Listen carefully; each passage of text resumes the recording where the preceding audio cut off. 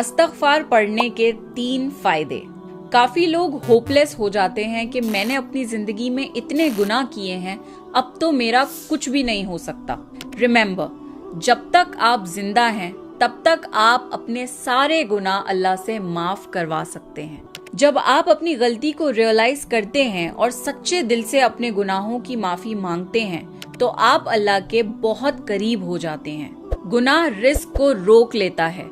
अगर आप चाहते हैं कि आपका रिस्क खुल जाए तो कसरत से इस्तग़फ़ार पढ़ा करें।